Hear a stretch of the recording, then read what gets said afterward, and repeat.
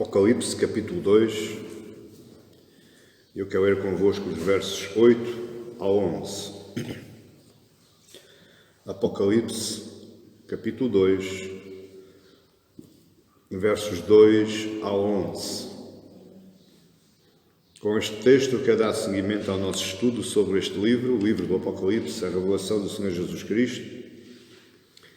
Estamos estudando as 7 cartas às igrejas da Ásia Menor e hoje vamos estudar a segunda carta, a carta a Esmirna. E eu queria pensar convosco num tema que é Esmirna, a igreja que não cedeu. Esmirna, a igreja que não cedeu. A partir do verso 8 até ao 11 diz assim: Ao anjo da igreja em Esmirna escreve: Estas coisas diz o primeiro e o último, que esteve morto e tornou a viver. Conheço a tua tribulação, a tua pobreza, mas tu és rico.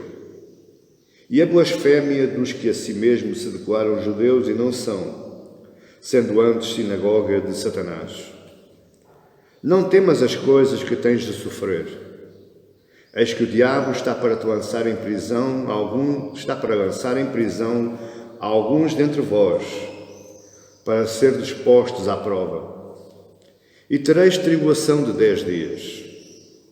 Sê fiel até à morte, e dar-te-ei a coroa da vida. Quem tem ouvidos, ouça o que o Espírito diz às igrejas. O vencedor, de modo algum, sofrerá dano da segunda morte. Amém? Só até aqui. Que o Senhor Deus ilumine os nossos corações através do Espírito Santo, para que nós entendamos tudo aquilo que vai ser falado. Esmirna, a igreja que não cedeu. Eu, antes de falar da igreja em si, expondo o texto do livro do Apocalipse, capítulo 2, verso 8 ao 11, eu queria apenas fazer algumas considerações para que nós entendamos no espírito da carta. A alma humana tem uma grande capacidade de ser poliglota. Poliglota quer dizer que fala muitas línguas, que entende muitas línguas, muitos dialetos. A alma humana tem essa capacidade. Mas existem 4 tipos de linguagem que apenas a alma humana consegue entender.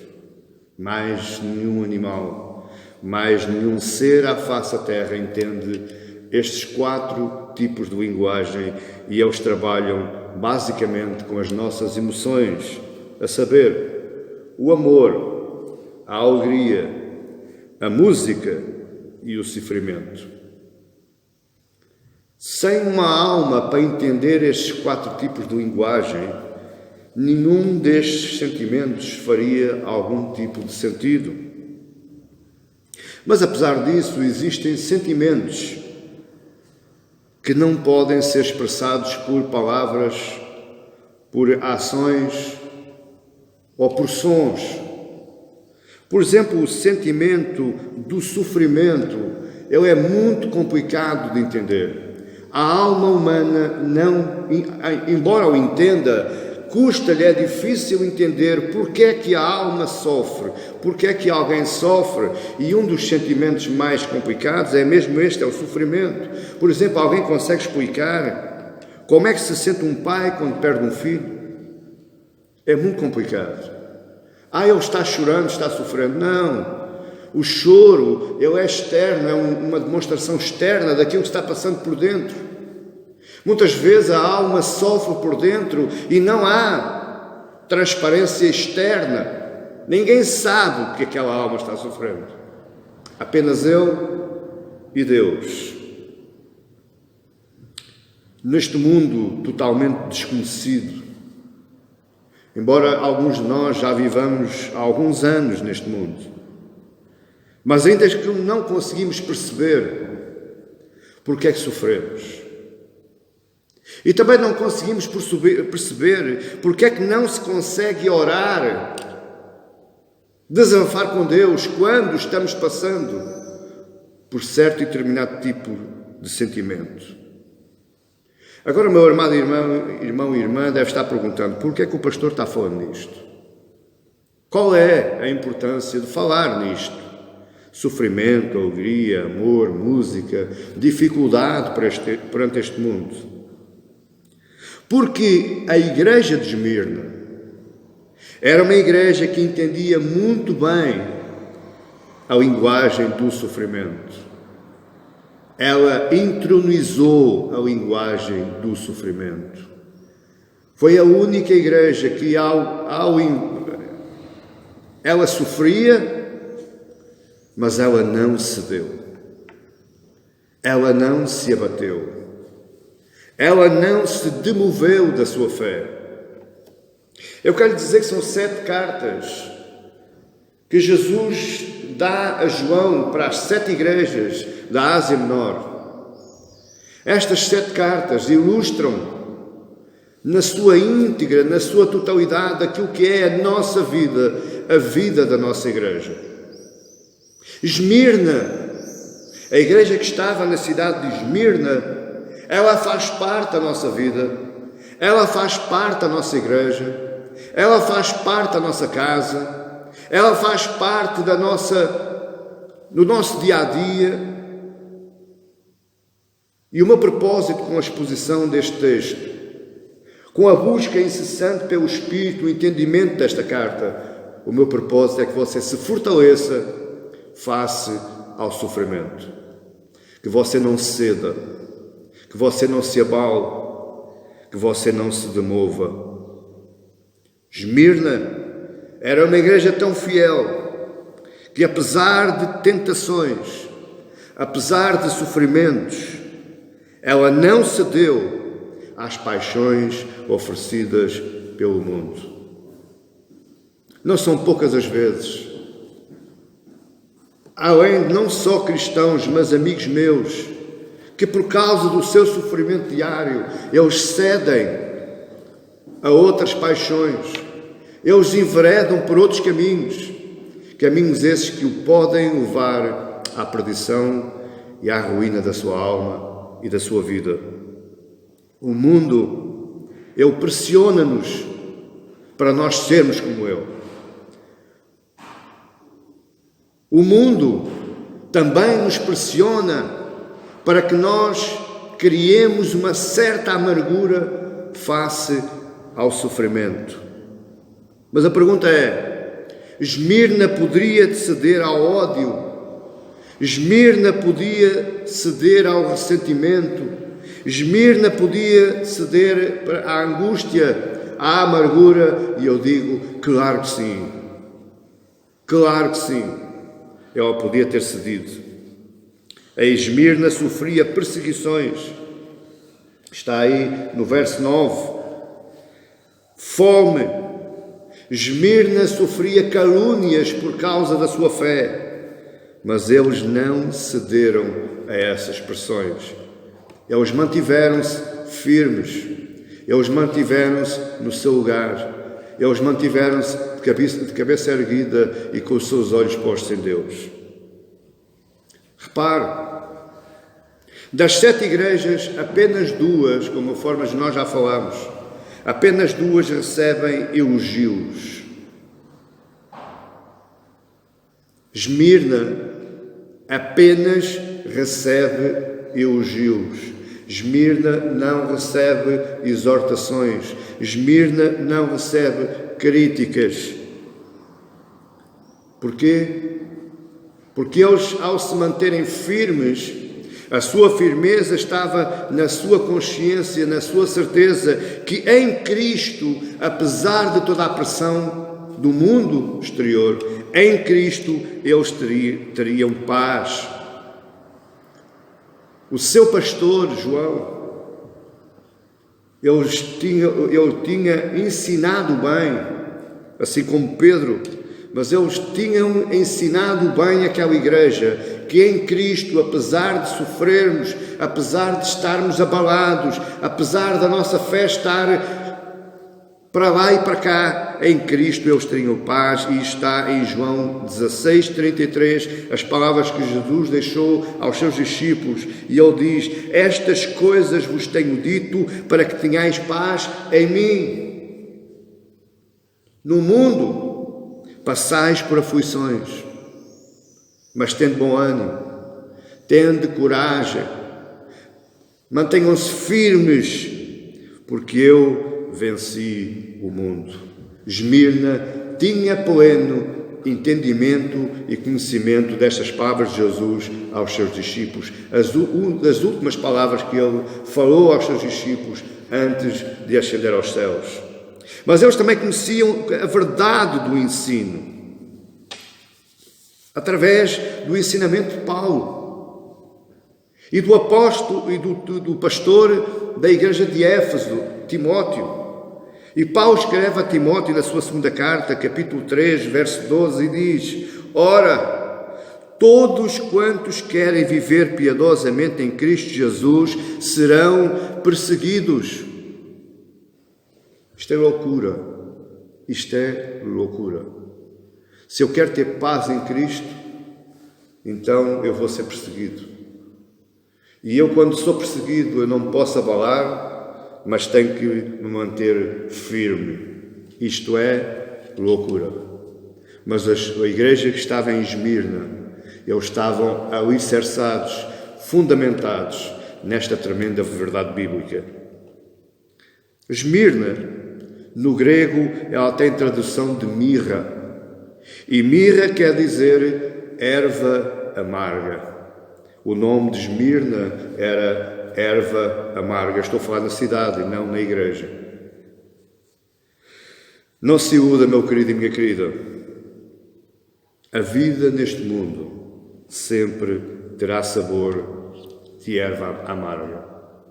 Não há nada neste mundo que nos possa alegrar. Não há nada neste mundo que nos possa incentivar. O mundo sempre será, para nós, como que sabor de erva amarga. Agora, nas cartas que João escreve àquelas igrejas, e em especial nas duas primeiras, Éfeso e Esmirna, nós encontramos descrições sobre as marcas de um cristão saudável. E quando eu falo em cristão saudável, meu querido, não se iluda, eu não estou me referindo àquilo que você possa estar sentindo hoje, da forma como você entrou aqui hoje, da forma como você me está ouvindo. O que eu estou aqui falando é se cristão saudável é como está o seu coração, como está a sua fé, como está o seu alicerce espiritual que é Cristo Jesus. E em Éfeso, Jesus vai dizer que teologia é bom, mas ela tem que ser bastante recheada, ornamentada, compactada com o fruto do Espírito, que é o amor. Então o cristão saudável pode ter alguma teologia, mas ele tem que ter bastante, imenso amor. Mas também, na carta em Esmirna, ele dá uma marca de um cristão saudável. O cristão saudável é aquele que sofre. Porquê? Porque é que Jesus fala isso? Parece que é dramático, parece que é sarcástico, parece que é irónico. Então, eu, para ser um cristão saudável, tenho que sofrer? Sim. Porque só está disposto a sofrer quem verdadeiramente ama. Aquele que não ama, ele não sofre. E aquele que não quer sofrer, ele não ama.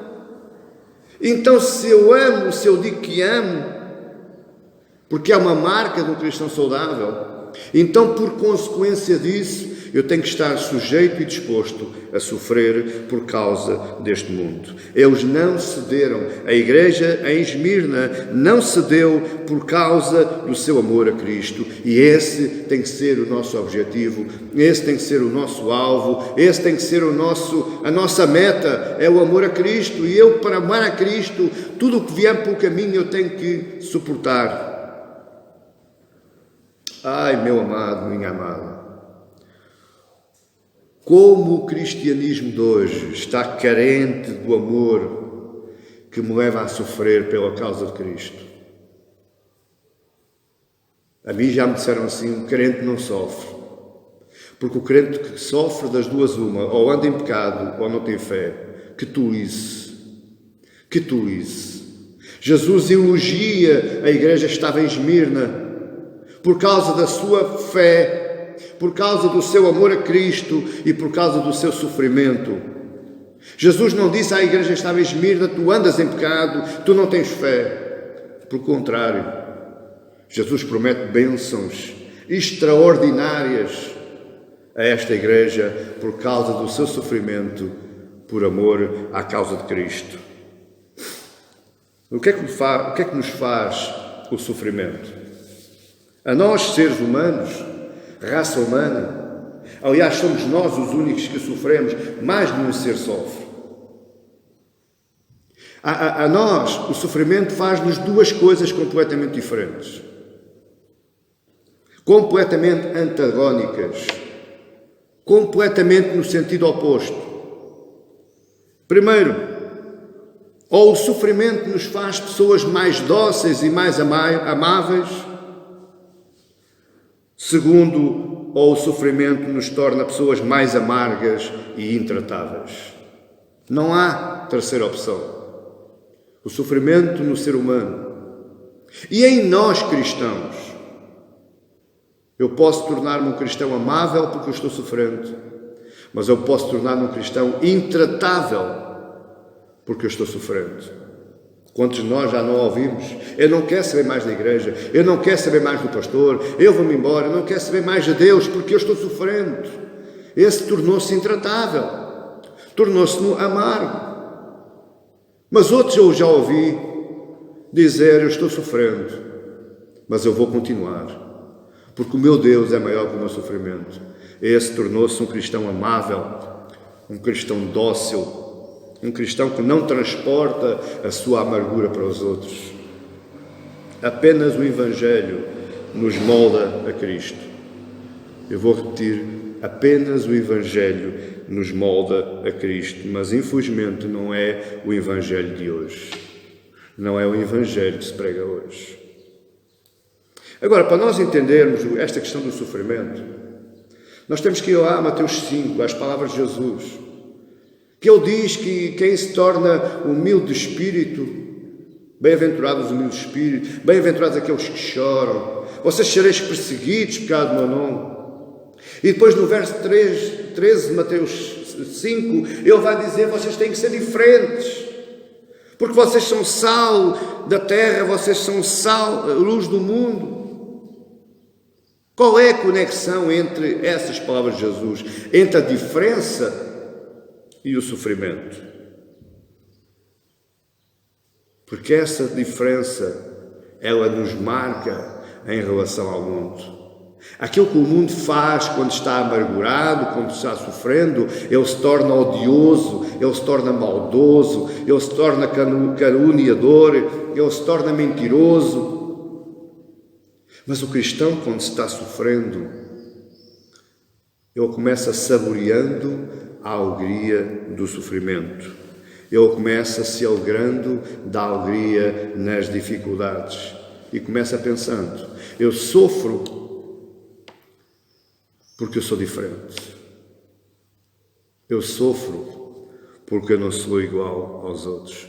E aqui, meus queridos, cai por terra toda a teologia da prosperidade. Aquela que diz que você é o mais que um campeão, você é o mais que tudo, você é um poderoso, você nasceu para comer o melhor desta terra, você nunca vai ficar sarado ou doente, o Covid-19 não chega à sua casa. Essa teologia cai toda por terra. Porque é uma mensagem puramente natural, humanizada, mundana, não tem a ver com a Bíblia. O exemplo de Esmirna, ela tem que produzir em nós o fruto do amor. Por outras palavras, meu querido e minha querida, pode chocar aquilo que eu vou dizer, Mas quanto mais sofrimento, mais amor você deve ter.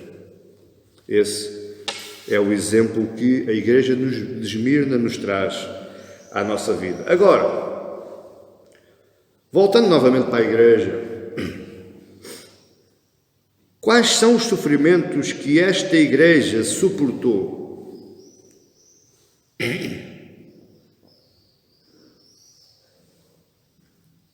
E como é que ela os suportou?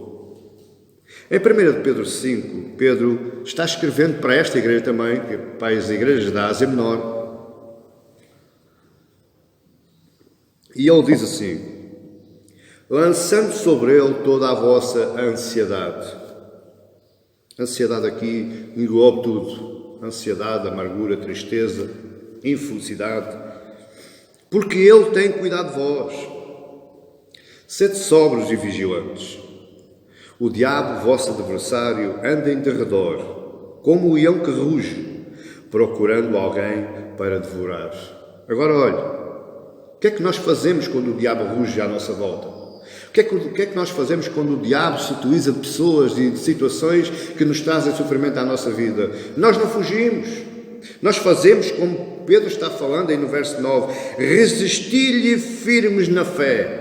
Aquilo resistir firmes na fé não é amarrar diabos, aquilo resistir firmes na fé é olhar para Cristo. Certo de que sofrimentos iguais aos vossos estão-se cumprindo na vossa irmandade espalhada pelo mundo. Se você está sofrendo, saiba que existe mais irmãos sofrendo como você. Se você, através do seu sofrimento, está mais firme na fé, saiba que existe mais irmãos por este mundo fora que estão também firmes na fé por causa do sofrimento. Você não está sozinho. E uma verdade que eu lhe quero dizer hoje: o sofrimento nunca chega quando você diz que está preparado. O sofrimento sempre vem quando parece que tudo está normalizado, quando parece que tudo está bem. Amém, igreja? Deixe-me dizer rapidamente quais são as fontes do sofrimento desta igreja e quais são as fontes do sofrimento da sua e da minha vida hoje. A primeira fonte de sofrimento era a resistência ao Império Romano. A igreja de Esmirna estava fortemente pressionada pelo Império Romano, derivado à sua cidade, ao modo de vida da sua cidade. E isto interfere muito com a nossa vida. O meio onde nós estamos vivendo, o meio onde nós estamos inseridos, ele se projeta na nossa vida. O nosso vizinho transtorna-nos a vida. O nosso patrão transtorna-nos a vida.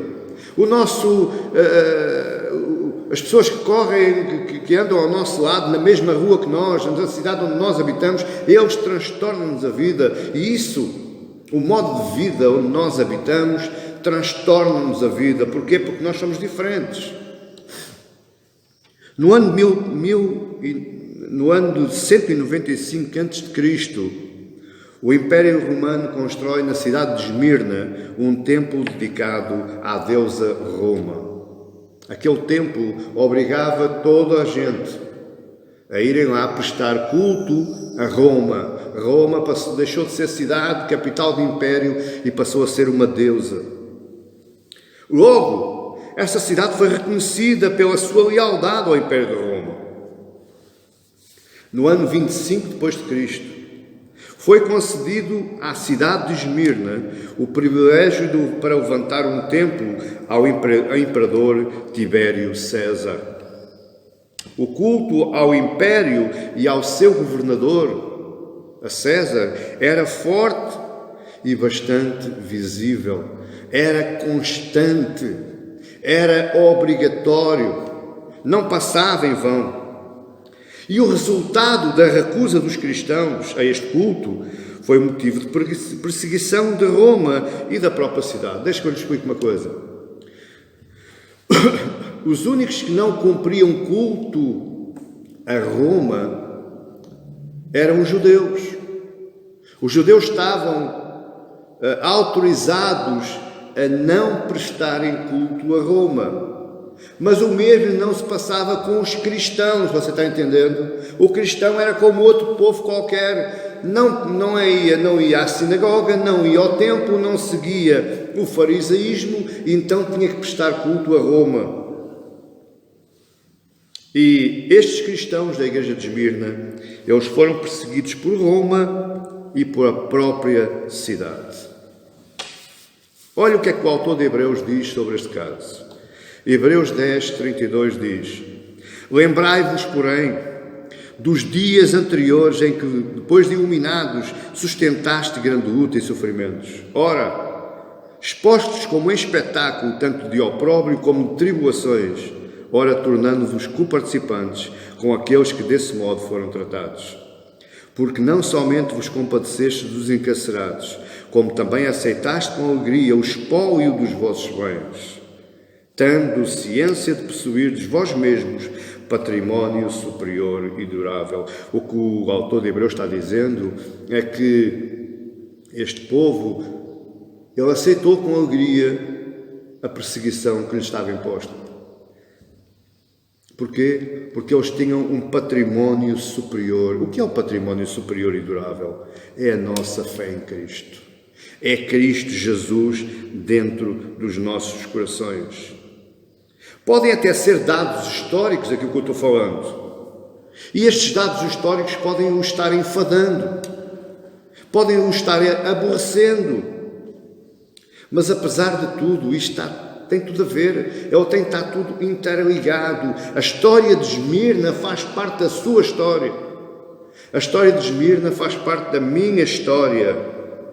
Esta foi a primeira fonte de perseguição dos cristãos em Esmirna. Foi a perseguição por causa dos cultos, por causa da religião existente naquela época. Jesus conhecia as aflições daquela igreja por causa da sua posição firme e doutrinária. Eles não abriram mão do Evangelho. Eles não abriram mão da teologia bíblica verdadeira, o Evangelho de Cristo, fundamentado na doutrina dos apóstolos. Eles não abriram mão. Agora, existe aqui uma segunda fonte de sofrimento. E essa, por incrível que pareça, essa segunda fonte de sofrimento também nos afeta a nós, porque também o vivemos no nosso dia-a-dia, que é a revolta dos ímpios. Diz aí no verso 9: conheça a tua tribulação e a tua pobreza, e a blasfémia dos que a si mesmos se declaram judeus, não são, sendo antes, sinagoga de Satanás. Conforme eu disse, os judeus estavam isentos de todas as obrigações sacrificiais impostas pelos romanos. E esta foi a forma como os romanos ardilosamente encontraram para manter os judeus quietos, porque os romanos sabiam bem a história de Israel, a história judaica, e sabiam que os judeus não iriam aceitar facilmente a imposição ao culto dos deuses romanos. Isso já tinha acontecido lá nos 400 anos, entre Malaquias e Mateus, o período interbíblico, onde os judeus lutaram contra os impérios que os queriam helenizar, nomeadamente a Grécia. E os romanos sabiam isto, e então ardilosamente isentaram os judeus de prestarem culto aos deuses romanos. Por outro lado, os judeus recebiam mais favores de Roma. Olha o que eu vou dizer agora. Isto está escrito na história. Os judeus recebiam mais favores de Roma se denunciassem uns aos outros, principalmente aqueles que professavam a fé cristã. Os judeus denunciavam aos romanos todos aqueles que eram cristãos. Por isso os cristãos, maior parte da sua vida, eles passaram debaixo de chão ou em cavernas nas montanhas. Os cristãos faziam os seus cultos em buracos nas montanhas ou em buracos debaixo de terra, para que não fossem denunciados pelos seus próprios compatriotas, embora tivessem religiões diferentes. Estas ainda são as principais fontes de sofrimento e perseguição sofridas por aquele que é um cristão piedoso. Você irá sempre ser colocado de parte por causa da sua fé em Cristo. Você irá sempre ser olhado de lado por causa da sua fé em Cristo. Você geralmente nunca é facilmente aceite no seio da sociedade por causa da sua fé cristã. Você será sempre caluniado com piadinhas, com gracinhas, por causa da sua fé cristã. E isto é perseguição, e isto é causa de sofrimento. Você se proclama a verdade do Evangelho, você vai sofrer. Você se luta contra as forças deste mundo, você vai sofrer. Os ideais desta sociedade mundana nunca irão suportar, nunca irão tolerar os ideais do cristianismo. Apesar de o cristianismo ser o fomentador da ética moral do ser humano. Mas mesmo assim, o mundo não aceita estes ideais. O mundo não suporta os ideais do cristianismo. Quando você agarra e retira o coração dentro do peito, o corpo morre. Quando você arranca da sociedade em geral os valores judaico-cristãos, você está levando essa sociedade à ruína. Por outras palavras, deixem-me dizer o que é que eu estou dizendo. Hoje a nossa sociedade não tem no seu peito, no seu seio, os valores judaico-cristãos. E se nós pararmos para pensar um pouquinho, o que é que levou o mundo à ruína nos tempos antigos? Foi não terem uma doutrina judaico-cristã. O mundo antes de Abraão, depois de Abraão, fora da aliança que Deus fez com Abraão, o mundo era o quê? O mundo era pagão. Todas as religiões extra-cristianismo, elas nos levam à adoração de um Deus que está zangado, um Deus que está irado. O cristianismo é historicamente a única religião que proclama um Deus que ama o homem. O cristianismo é a única religião que proclama um Deus que quer fazer as pazes com o homem, que enviou o seu Filho para fazer as pazes com o homem. A única religião que quer religar Deus com o homem e o homem com Deus é o cristianismo. Se nós tirarmos o cristianismo da terra, nós temos um mundo paganizado, adorando deuses esquisitos.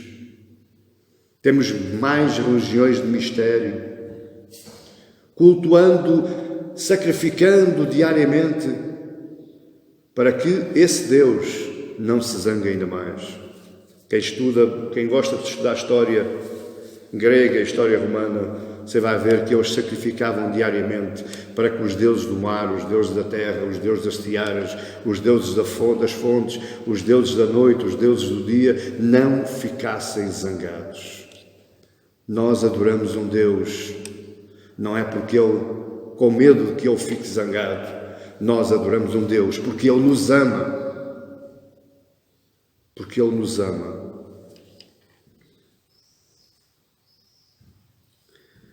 Quando você for ao mundo falar da sensatez da cristandade, você vai sofrer. Quando você for ao mundo falar da lucidez cristã, da ética moral entre os povos, através do cristianismo, meu querido e minha querida, não se iluda, você vai sofrer. Estas são as fontes de perseguição. Agora, as formas de perseguição. A forma de perseguição, ela nasce através daquilo que eu falo. A forma de perseguição, ela nasce através daquilo que eu declaro pela minha boca e declaro pela minha vida. Porque não é só falar. Temos que viver aquilo que estamos falando.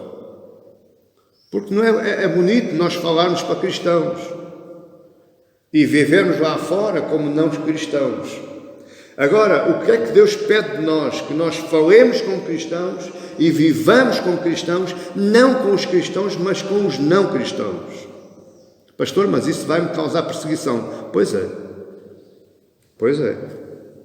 A primeira forma de perseguição é a privação. Se você reparar aí no verso 9 outra vez, conheço a tua tribulação, a tua privação, a tua pobreza. Então, mas espera aí, Esmirna era rica. Esmirna era uma cidade bastante rica. Esmirna era uma cidade bastante reconhecida pelo Império Romano. Mas Deus está dizendo aqui, Jesus está dizendo que a igreja era pobre. Isto leva-me a crer várias coisas. Ou estes cristãos eram da classe média e baixa e então não tinham muitos rendimentos. E você sabe que a igreja verdadeira não é rica. Ou estes cristãos eram de uma classe média e baixa, ou estes cristãos foram influenciados através de Atos, quando todo o mundo colocava os seus pertences, as suas ofertas, aos pés dos apóstolos, para que os apóstolos distribuíssem por quem não tinha. Talvez a pobreza deles fossem causadas pelas ofertas de coração, as ofertas de misericórdia. Mas talvez a melhor leitura que se possa fazer seja por causa da honradez e da honestidade das suas vidas. Porquê? Porque eles não cederam às pressões do mundo, e pressões do mundo nem sempre é só por causa da nossa fé cristã. O mundo nos leva a ser desonestos. O mundo nos leva a enganar-nos uns aos outros, a lucrar com o engano, a lucrar com a ruína do outro. E quem não faz isso, não enriquece. Quem não faz isso, quem vive uma vida honesta, uma vida honrada, empobrece, fica sem nada. Hoje, e eu falo isto por experiência própria, ser cristão significa sermos prejudicados nos nossos negócios. Eu já tive pessoas que me vieram dizer: se tu me deres algo, eu arranjo-te um negócio mais facilmente. Quantas vezes já me fizeram isso? Quantas vezes já me fizeram essa proposta? E eu nunca aceitei.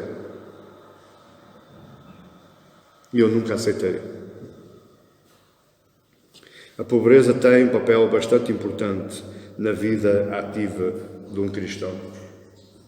Eu sei que aquilo que eu estou dizendo não enche igrejas. Eu sei que aquilo que eu estou dizendo é impopular. É politicamente incorreto, pastor. Deus diz que viemos para comer o melhor da terra. Deus diz que nós não faltamos. Deus diz que melhor somos nós do que os passarinhos ou a erva no campo.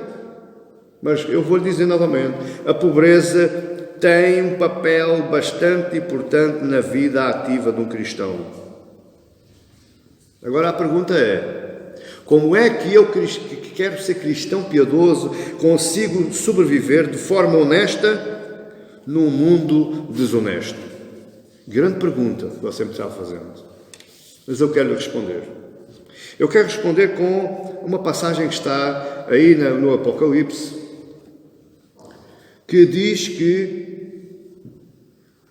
que fala na marca da besta, ou o número 666.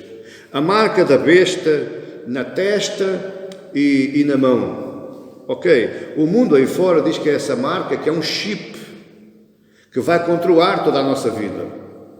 Vai ser colocado na testa, não sei onde, tipo o código de barras, ou debaixo da pele, tipo um chip identificador. E eu quero dizer para si, claramente e honestamente, isso é outra tolice. Isso é outra tolice. O cristão que é cristão pode levar chip na mão, pode levar o que levar, que ele nunca vai deixar de ser cristão. Porque se você for ler a Números, no capítulo 25, se você ler o Números, capítulo 25, você vai ver que Deus disse a Israel: firmai nas vossas frontes a minha palavra, e isto vos será por sinal, e nas suas mãos amarrai-as. Deus falou numa marca na testa e numa marca na mão, mas o que é que Deus estava falando à nação de Israel? O que é que Jesus está falando sobre a marca da besta e a marca de Deus? Repare comigo. Quando Deus fala na marca da testa, Ele está falando em pensar. Então aquele que tem a marca da besta, esquisito, eu não escrevi aí. Não escrevi aí, mas não interessa, que a gente vai falar nisso ainda mais para a frente. Quando Deus fala na marca da besta na testa, é sinónimo que eu estou começando a pensar como o mundo pensa. Então, se eu penso como o mundo pensa, eu sou igual a eles, então eu tenho a mesma categoria, a mesma estilo com o mundo. E quando Deus fala que eu recebo a marca da besta na mão é sinónimo de agir, de fazer. Então eu não só penso como o mundo pensa, mas eu também faço como o mundo faz. Pastor, mas não está respondendo à pergunta: como é que eu vivo de forma honesta num mundo desonesto? Recebendo a marca de Deus. Quem não tiver a marca da besta vai ficar pobre, porque não pensa como eles e não faz como eles, não tem as mesmas atitudes, não leva a mesma vida que eles. Apesar disso, o cristão tem uma outra marca diferente. Por isso é diferente. Apocalipse 7, verso 3 diz: dizendo, não danifiqueis nem a terra, nem o mar, nem as árvores, até selarmos na fronte os servos do nosso Deus. Alto lá, mas existe a marca de Deus, existe a marca da besta? Existe. Mas aqui a marca da besta não tem nada a ver com diabos. Tem a ver com pessoas. Tem a ver com o mundo onde nós vivemos. Se nós pensamos como ele e agimos como ele, nós temos essa marca, a marca da besta. Agora, se nós não agimos como ele e não pensamos como ele, temos uma outra marca, que é a marca de Deus. É o selo do Espírito na fronte, no coração de todos os crentes. Agora, eu olho para si e não vejo a marca de Deus. Porquê, pastor? Porque ela é invisível. A marca de Deus é marcada no seu e no meu coração. Ela é selada, porque ouviste Cristo, por isso foste selados. E a promessa de Deus é que Ele vai selar-nos com a sua marca, aonde? No nosso coração. O coração ninguém vê, nem eu próprio vejo, só Deus.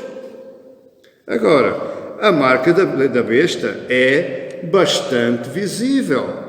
Basta você olhar para a vida como as pessoas vivem, para aquilo que eles falam, para aquilo que eles lutam. E se você reparar, eles só falam em desonestidade, só falam mentira, só cobiçam aquilo que os outros têm, invejam. Essa é a marca da besta e ela é bastante visível. Resumindo isto, para que você entenda, a marca da besta não é um chip. A marca da besta é um modo de vida. E se você tiver um modo de vida diferente, você vai ser perseguido, você vai sofrer. O segundo modo de sofrimento a segunda forma de perseguição é a difamação. E aqui, novamente, vamos ao texto, ainda no meio do verso 9, diz: e a blasfémia dos que a si mesmos se declaram judeus e não são, sendo antes sinagoga de Satanás. É a mentira de falsos judeus contra os cristãos. O que é que eles faziam? Eles fomentavam falsas teorias sobre os cristãos. Olha uma das que eles diziam. Eles diziam que aqueles cristãos, e eu estou a falar dos judeus, eles falavam assim para os romanos. Eles diziam que aqueles cristãos que eram uma religião de canibais, porque eles comiam corpo e bebiam sangue. Eles estavam-se referindo à nossa ceia, o partir do pão, comer o pão, que simboliza o corpo de Cristo, e beber o vinho, que simboliza o sangue. E eles então, como falta de entendimento, ou não, eles iam dizer aos romanos que aquela seita era uma seita secreta, canibal, porque eles comiam corpo e bebiam sangue. Veja logo a perseguição que aqueles cristãos sofriam. Mas veja o que é que Salomão diz no livro de Provérbios acerca disto. Acerca daqueles que caluniam, acerca daqueles que falam mal de si. Não se importe que falem mal de si. Não se abale com isso. Não se amargure. Salomão diz, capítulo de Provérbios 26, diz: como o carvão é para a brasa e a lenha para o fogo, assim é o homem contencioso para acender rixas. As palavras do maldizente são comida fina que desce para o mais interior do ventre. Aquele que não é cristão, ele se alimenta com palavras de fogo. Ele se alimenta com palavras de mentira. Ele não tem base de vida. Você tem um objetivo de vida.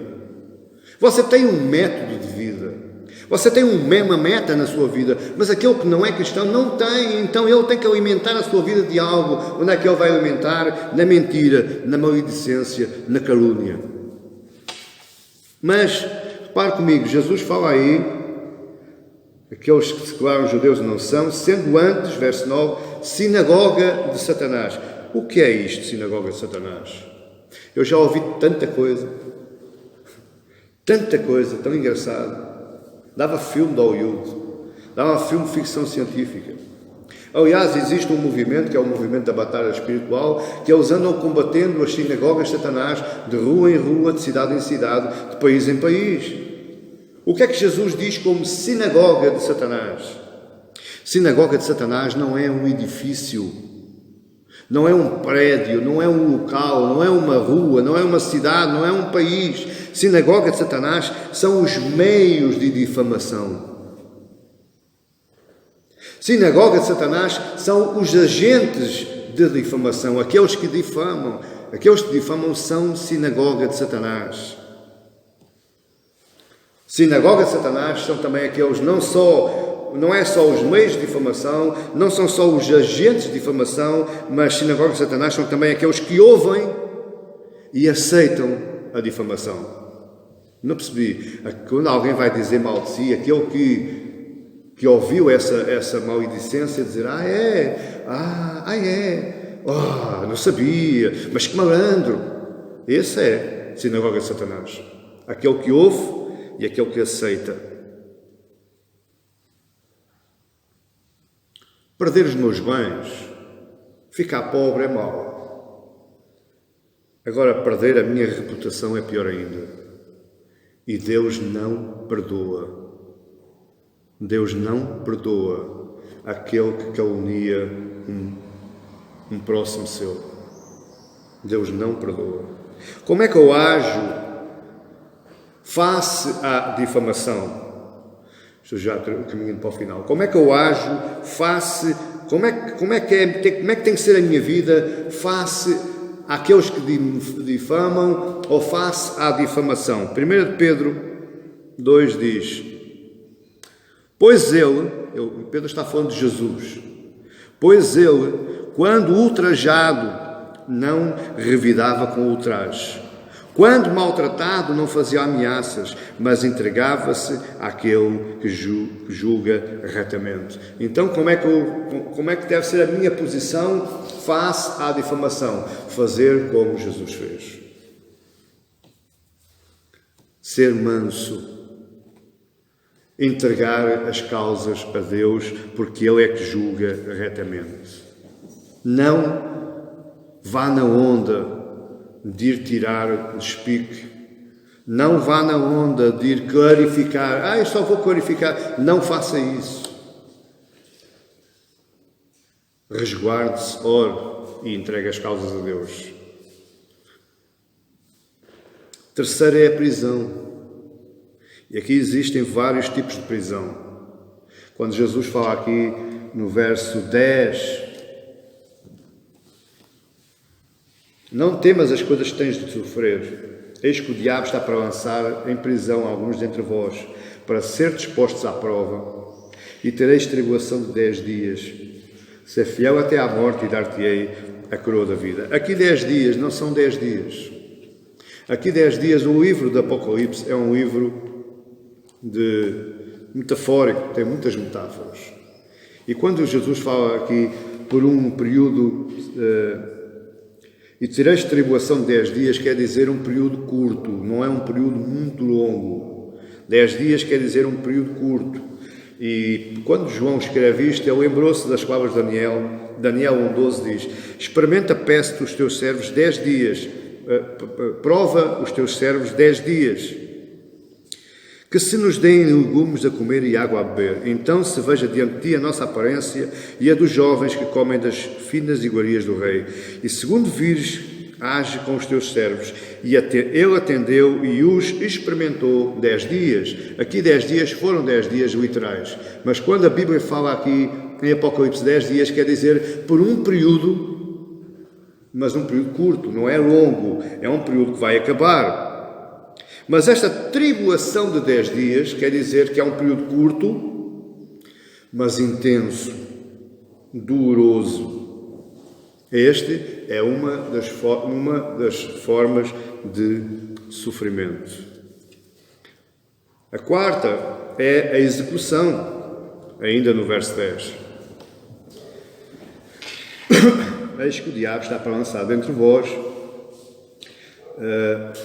para ser disposto à prova, e tereis tribulação de 10 dias. Agora é ser fiel até à morte.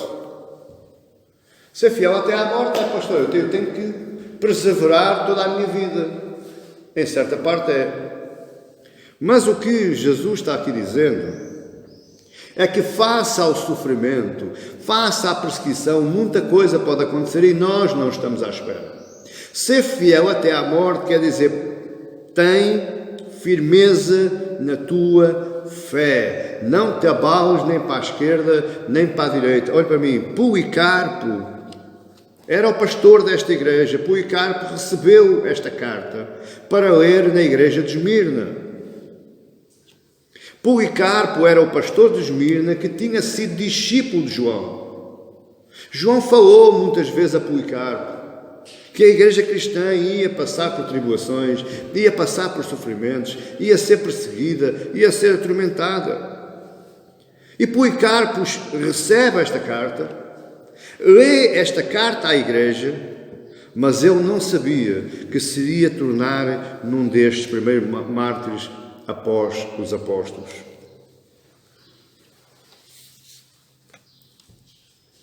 Ele não sabia, ele estava lendo à igreja.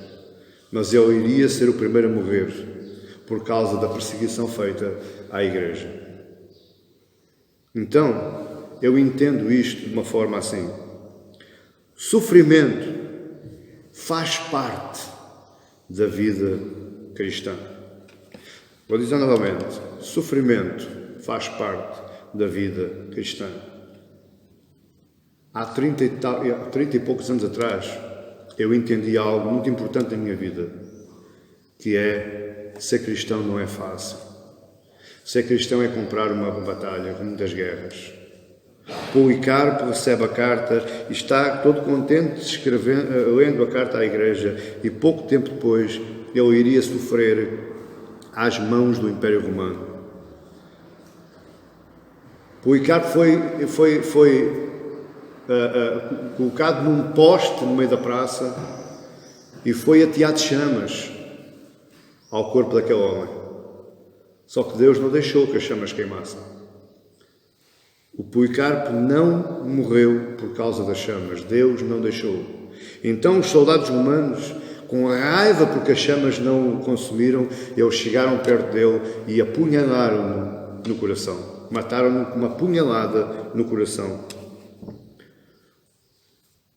Ele era o pastor da igreja de Esmirna. E Esmirna só recebe elogios e consolo. Agora, a grande pergunta é, você está-me aí ouvindo, a grande pergunta é, qual é a razão do sofrimento cristão? Por outras palavras, qual é a razão em que o cristão sofre? Porque ele faz parte da vida cristã. Você não pode afastar o sofrimento da vida cristã. Pastor, isso é antibíblico. Pastor, isso é uma heresia. Pastor, isso não faz parte do Evangelho. Sério? João, capítulo 15, verso 18, palavras do Senhor Jesus para os seus discípulos. Presta atenção. Se o mundo vos odeia, sabei que primeiro do que a vós, outros, me odiou a mim. Se vós fosseis do mundo, o mundo amaria o que era seu. Como, todavia, não sois do mundo, pelo contrário, dele vos escolhi, por isso o mundo vos odeia. Lembrai-vos da palavra que eu vos disse, não é o servo maior do que o seu Senhor. Se me perseguiram a mim, também perseguirão a vós outros. Se guardaram a minha palavra, também guardarão a vossa. Tudo isto, porém, vos farão por causa do meu nome, porquanto não conhecem aquele que me enviou. Sofrer faz parte da vida de um cristão. Sofrer faz parte daquele que quer pegar a sua cruz e seguir após Cristo. Porque se eles me odeiam, eles odiaram primeiro a Cristo. Se eles não aceitam a minha palavra, eles também não aceitaram em primeiro lugar a palavra de Cristo. Você está a entender? Faz parte da vida cristã. Então esteja firme na sua fé. Mantenha-se seguro na sua fé. Como é que eu triunfo sobre este sofrimento? Como é que eu triunfo apesar deste sofrimento? Pastor, eu posso triunfar sobre o sofrimento? Pode. Se você quiser, pode. E isto não é alguma alegoria ao melhor da terra, não. Se você quiser, você pode triunfar sobre o sofrimento. Se você quiser, pode triunfar ainda sofrendo. Como? Em primeiro lugar, com coragem. O cristão tem... uma das principais características de um cristão é ser corajoso. Aliás, a Bíblia diz lá em Apocalipse 21... salvo erro, Apocalipse 21 diz que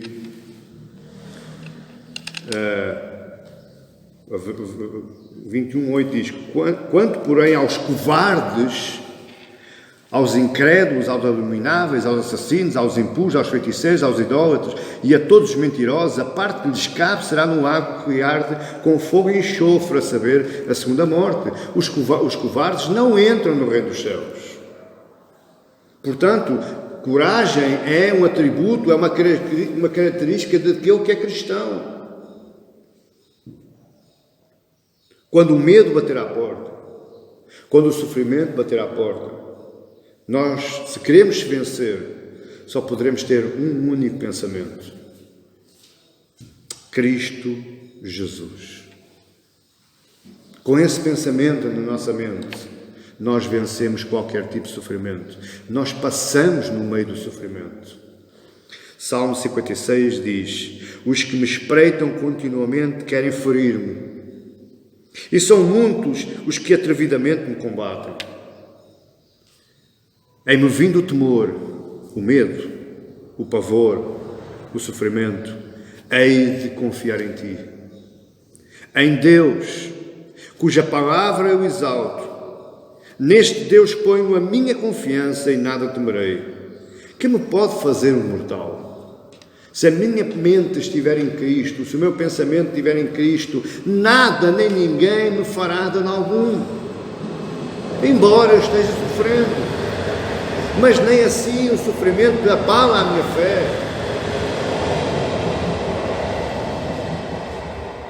Deixa que eu lhe diga algo que eu falei há pouco tempo a alguém.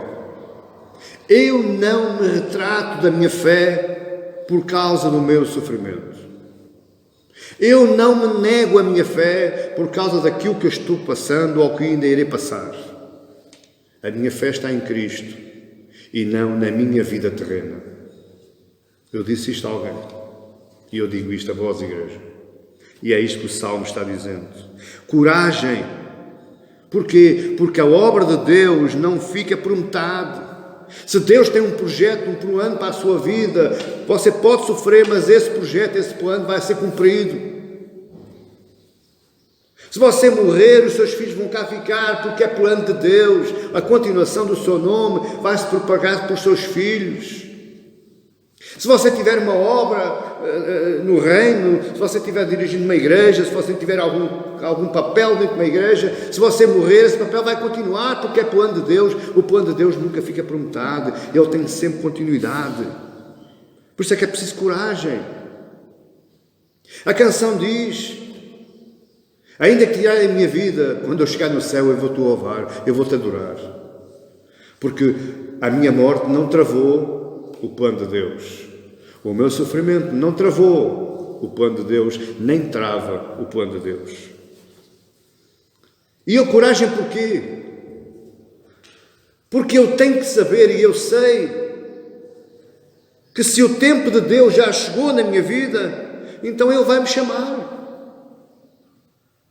Eu não posso ter medo da minha morte. O meu sofrimento vai me levar à morte. Paciência. Glória a Deus por isso. Porque é hora de Ele me chamar, é sinal que o tempo de Deus já chegou na minha vida. Você está entendendo? Só por causa disso é que eu tenho que ter coragem. Mas eu não tenho que ter só coragem, eu tenho que ter conhecimento para ter coragem. Isso está no verso 8. Ao anjo da igreja em Esmirna escreve: estas coisas diz o primeiro e o último, o primeiro de Gênesis e o último de Apocalipse, o primeiro, o único filho, mas o primeiro dentre muitos, o primeiro que ressuscitou dentre os mortos, e aquele que está reinando e que irá reinar sobre toda a criação. É esse que está falando a igreja de Esmirna, que esteve morto e tornou a viver.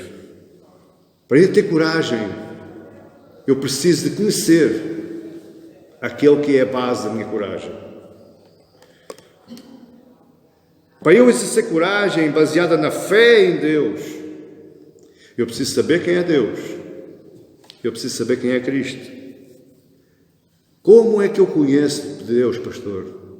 Como é que eu conheço Cristo para basear a minha coragem nele? Pela sua palavra, através do Espírito.